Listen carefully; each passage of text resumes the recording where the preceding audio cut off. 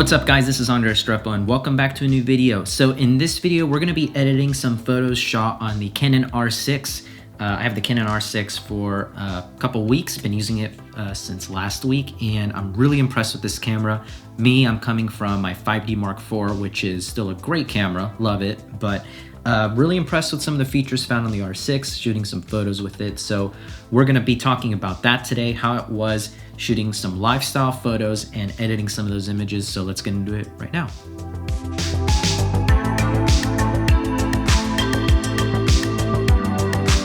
So before we get into editing these photos, a little bit of backstory. We did a lifestyle shoot for some people in real estate. They had an idea of just taking some, not headshots, but just more lifestyle portraits in the field. And it was a perfect opportunity for me to test out the R6 with no extra lighting, just natural light that I found in these model homes, and just to see how it would perform. And most of them were shot with my Sigma 35-1.4, and one shot that you'll see was shot with a Canon 24-70. So coming from a DSLR, the mirrorless capabilities made it a lot easier and autofocus a lot more accurate. One of the biggest gripes I have with Sigma Arts is the autofocus. Even though the glass is amazing, you know, the images come out are great, tack sharp, but I only shoot in live view with my 5D Mark IV because that's where it utilizes dual pixel autofocus. But now with, you know, a mirrorless camera, especially the R series, you get dual pixel in the viewfinder, which works fantastic. And so nonetheless, the autofocus was incredible, but that's the backstory on that. So now let's get into Lightroom and start editing some of these images. So again, these are more not professional, more just lifestyle in the moment type of stuff. So I made best with the backdrop and the location that I had. And so let's just get into the first one.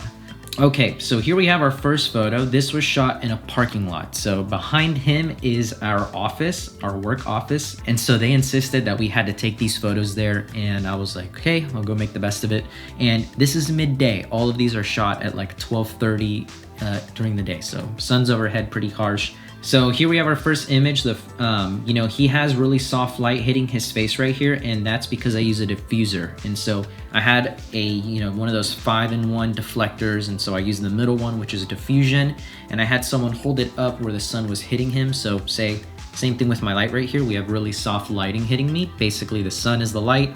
We had a layer diffusion, making it soft when it hits the subject. So worked out pretty good. So now the first thing I like to do is turn on my lens correction. So this was the only photo in the shoot shot on the 24-70. The rest I just wanted to use my 35-1.4. Then I like to do the alignment, just make sure the photo is level. I don't really like when things are crooked, you know, skewed, rotated, whatever. So it was pretty accurate right there because, again, being that it's mirrorless, I love that I have the in-camera leveler. Worked so good. White balance, it looks a little cool. I'm just gonna try the daylight setting in Lightroom. Warmed it up a pretty good amount. Now let's go into how I start editing. So I like to first start in the basic controls. Kind of like I do for a lot of my photos is I just drop the highlights, boost the shadows, bring down the whites, boost the blacks, kind of like levels out everything. And so then we can mess with contrast later. I'll show you in a minute. I'm gonna leave the texture, clarity, dehaze. I'm not gonna do much there right now. There's kind of like finishing touches to me. So the next thing immediately that I do is I jump into the tone curve. This is basically one of the most important and powerful tools in Lightroom. Basically how you define your whole image can be done in the tone curve. So I'm gonna first start in the red channel. Yes, red channel, making sure. And one thing I like to do is I just like to make a small S curve in each channel. And I'll show you what I mean by that. So I'm just gonna come down right here, make an S curve like this, not really dramatic. I'll show you why in a second. Maybe dip the shadows right here a little bit. So like that, really simple S curve. Now in the latest version of Lightroom, you can copy this, you can copy the channel settings. So I'm gonna copy this channel setting and paste it to the same, and paste it over to the green and blue. And I'll show you what happens when you do that, because right now the colors look jacked and I understand. So now I've pasted them over and we've kind of added contrast in all of the channels, perfectly balanced. And so you can turn this on and off. We added some really nice contrast to it. Everything looks good. Now, if you wanted to, you could go and individually like tweak each channel to kind of give it more of a like stylized look. So if I went into blue, you know, I started messing with the mid-tone right here. You can see it's gonna like add yellows or purples or whatever, but I'm not overdoing these. That's why I'm not even gonna use any sort of presets or anything. Just wanna really keep that R6 color science and just enhance it. Next thing I do, and this is another thing that I personally like with my images, is I like to fade the highlights a lot. And so I'll show you what I do right here. So I'm gonna bring these down. I really like what it does to facial highlights right here. So you can see before, after. I don't know, just smooths it out so much more. I like that. Then I'm gonna boost the lights, boost the darks, and I'm gonna bring down the shadows. Again, adding just more contrast into the image. So then now I'm really liking how this is looking. Here's a before and after. Now we can go to our actual tone curve and adjust what we want. So again, I'm kind of sticking to like a simple S curve, and I like to fade the very top whites so the whites aren't like ultimate bright whites. And then I like to bring up the blacks just a little bit, I used to go so crazy with it. I used to do it like, you know, super faded, and nah, don't do that. Unless you like that, whatever. So that looks pretty good already. This is just already, in my opinion, looking a little bit like extra contrasty, if anything. So that's where I would come back up here and kind of bring it back down like that. There we go, that's looking nice. Now let's jump into the HSL panel. So again, I'm not gonna tweak these entirely too much. This is where I'm just gonna maybe add a little bit of stylized editing to the colors, how I like to do. So being that it's like, you know, these greens over here, I'm gonna make them a little bit more yellow along with the yellows, a little bit more red yellow. Blues, I like to be a little bit more aqua. He's wearing a blue suit, so I don't want to completely change the color of that. Just want a little bit of shade of blue, just a little bit. Now for the saturation, I'm actually gonna reduce the blues a bit. They look really strong right here. I always just kind of bring purples and magentas down. Not a huge fan of those. Gonna bring down the aquas a bit, and then same with the greens and yellows. Just gonna bring them down a little bit, tone it down. Before and after, looking cool. To make the reds blend more into orange, I'm gonna actually bring that just to like +5. That looks pretty good. So let's turn off the hue saturation. Cool, I like that, not overdone. Color grading, this is the new feature in Lightroom. I really wanna do a whole tutorial on this after I've been messing it a bit more, but again, I'm gonna keep this very minimal. I'm not gonna be over editing these. So one thing I like to do to all my images is just kind of add a little bit of blue in the shadows, a little bit of orange in the highlights. So right here, gonna go to like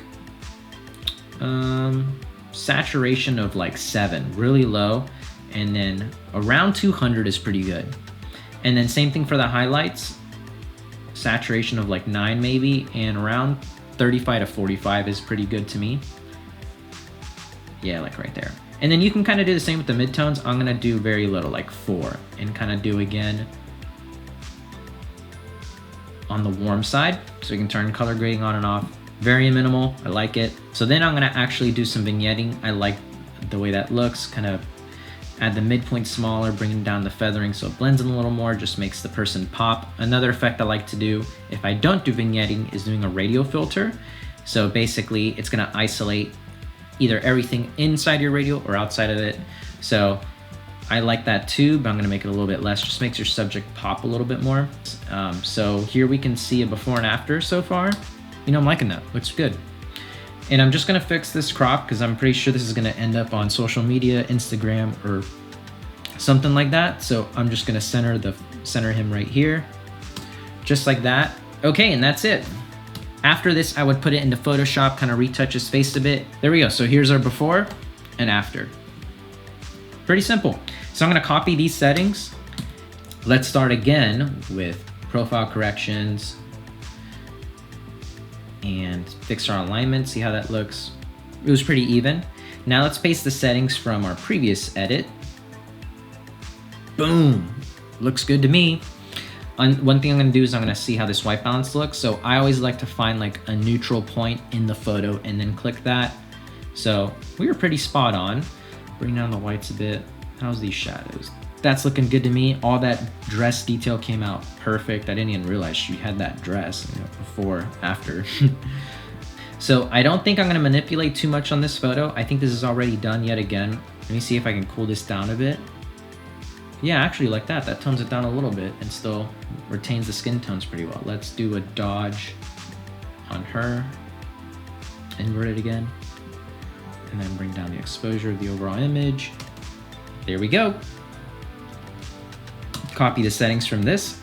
And again, this is like the benefits of using like a not really harsh edit. Here we can test the R6 dynamic range. We can bring the exposure all the way down and, you know, it retained a good amount. Like I thought this floor detail was gonna be gone. Here's before, it looks blown out, and then here it is.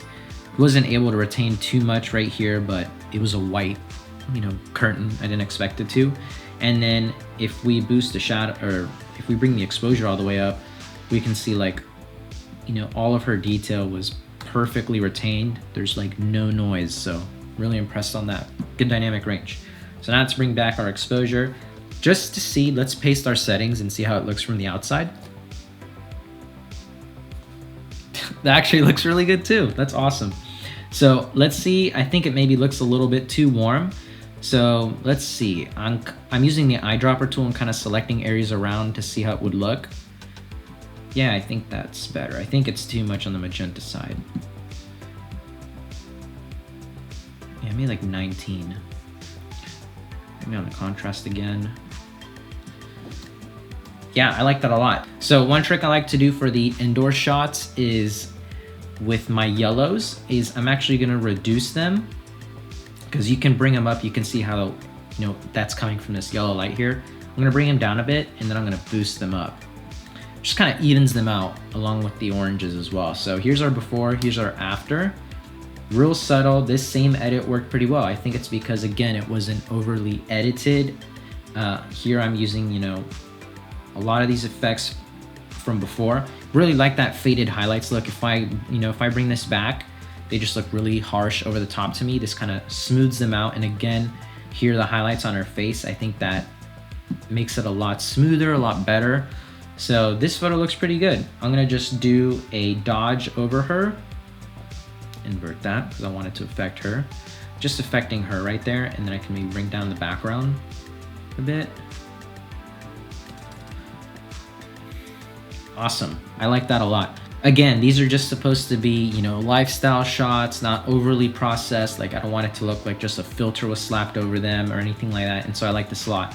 Another trick I like to do along with my yellows for interior shots where there's light coming in is reduce the blues. Because this is shot inside, daylight is gonna be, you know, kind of coming in as a blue color. So you can see if I bring them all the way up, look at all the blues that are really, you know, that's not blue. That's just from like the shadows and the light coming in. So I'm gonna reduce them, maybe like right here. And you can see in the luminance how it's affected. So I think I'm actually gonna bring it up a little bit like that. So again, really happy with my skin tones. These look really good right here.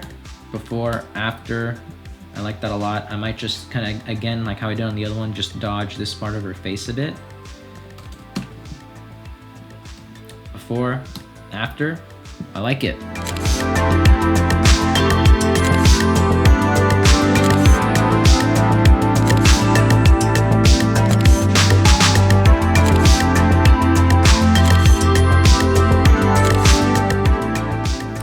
And there you have it, guys. That was our first little look into editing some images shot on the Canon R6 using nothing but natural light and, you know, a prime lens. So really stoked on how those came out. I'm gonna be delivering those here in a minute, but I'm really excited to have my hands on the R6. I've been really wanting to test the waters and possibly jump into the mirrorless game. I think what they're doing is really, you know, really innovative, really awesome, especially because I'm really happy shooting with Canon. You know, I'm not someone that advocates this camera brand or whatever. That just works me and for my style of shooting, and I just really like, you know, their cameras. So coming from a 5D Mark IV and getting all the capabilities that come in here has been, you know, really cool, especially on the video side, but whole nother video on that. Well, that's pretty much it for this video, guys. Leave a like if you enjoyed. Comment down your thoughts on what you thought of these images and editing and anything that you do differently. Would love to hear about it. Time to work on that video review.